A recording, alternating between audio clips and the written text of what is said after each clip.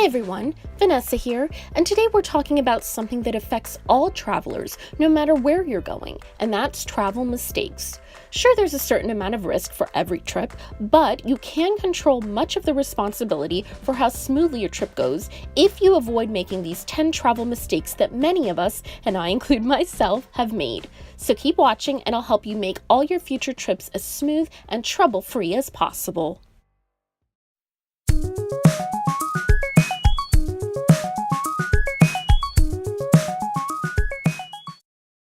Number 10, not prepare for jet lag. Jet lag can be a real downer for most travelers. Yes, some people are immune to it, so congrats to those of you out there, but most people do like sleeping at regular times. But it is easy to minimize the severity of your jet lag before you arrive at your destination. The best way is to reset your body's time clock on the long flight over, whether that means purposely staying awake the whole time or sleeping the entire flight. Change the time on your watch and/or phone and start adjusting your schedule so you'll be in sync when you arrive. Always sleep and eat according to local time and not the airline's schedule, that's key. And try to refrain from entertainment, binge watching movies, etc. Yeah, it takes a lot of discipline, but it'll be worth it when you land. Number 9, not educate yourself about the local culture. It's pretty surprising how many travelers have the expectation that their destination will follow the same norms as the place they're coming from. To avoid these assumptions, study the acceptable dress, manners, behavior, etc. of your destination. The key with this mistake is respect. You are the visitor, so adjust to the local customs. And on a more practical point, you will likely need the help of locals eventually, whether it's getting directions, a good price for a souvenir, ordering in a restaurant, on and on. So it'll be much easier to get a helping hand when you don't inadvertently offend the locals. Number 8, use your cell phone without a data plan. Unfortunately, you can't just turn your phone on in a different country, not without having a super shocking phone bill when you get back. If you do need your phone for either voice or data while traveling, you can do one of 3 things. Negotiate a plan with your carrier before you leave, buy a SIM card when you arrive, or just stick to the free hotel or resort's Wi-Fi, which many people opt to do. Number 7, lose your passport. Obviously, your passport is one of the most valuable things, if not the most valuable item that you'll carry with you when traveling. And the last thing you want to do is lose it, or you'll be stranded until an emergency passport is issued, which means more money, not to mention disrupting your schedule quite a bit. So how do you best avoid this crucial mistake? Always keep your passport in a secure place at all times and don't take it out with you. If you need ID while you're out and about in a foreign country, most places will accept a foreign license and in some cases a paper or digital copy of your passport. Number 6, not booking enough time between flights. I've definitely fallen victim to this one and have been tempted by short connections many times, but it's always a huge mistake.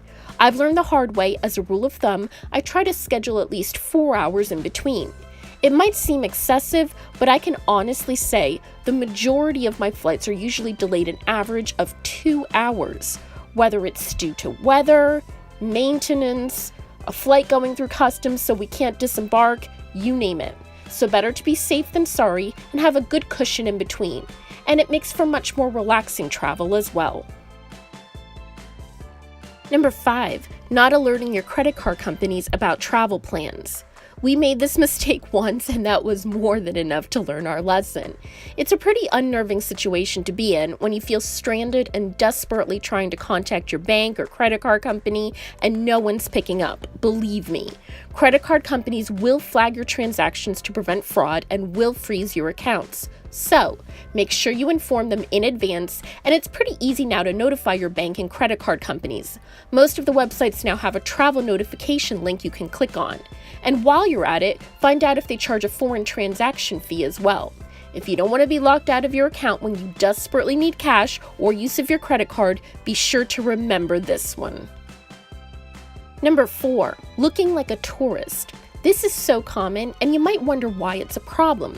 When you look like you don't know what you're doing, you're going to attract unwanted attention. This is especially true for busy tourist cities. If you look distracted and confused, it's like a blinking light over your head for hustlers trying to sell you overpriced things, taxi drivers trying to rip you off by taking the long route because they assume you don't know better, even pickpockets.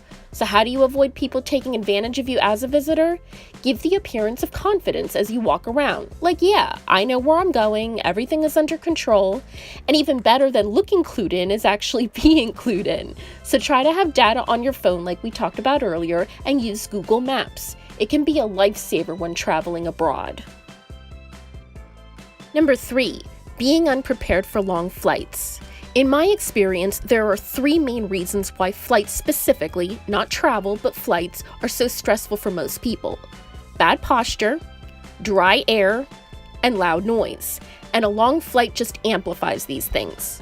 But the good news is there are easy ways to solve these issues. For better posture and good sleep, bring a neck pillow and a sleeping mask. They make such a huge difference. For dryness, after you get through security, buy the biggest bottle of water you can find. Yeah, they're super expensive, but it'll be worth it so you can stay hydrated throughout your flight rather than relying on the flight attendants bringing those tiny plastic cups every so often. And also bring a small toiletry bag with facial lotions. There's a reason they give them out in first class, a definite necessity on a long flight. For noise, buy noise-canceling headphones. The last flight we took, kids were screaming all around us, and I had earplugs in and still heard every single piercing scream. And my husband had noise-canceling headphones on and didn't even know what was going on. They can be several $100s, but a great investment, especially for frequent travelers. Number 2, not bringing copies of travel documents. Anything can happen when traveling, including losing your purse or wallet. And as we talked about earlier, not having your passport can really wreak havoc on your travels. Now, while a copy of your passport won't have any legal authority, it will speed up the process of a replacement. It's also important to have hard copies of your hotel reservation, flight tickets, travel insurance, etc. And I always take a folder with all these copies and back them up to a cloud drive as well. You don't know when you might need them, and when you do, it's usually instantly, so a handy folder or file always works. And number 1, getting sick.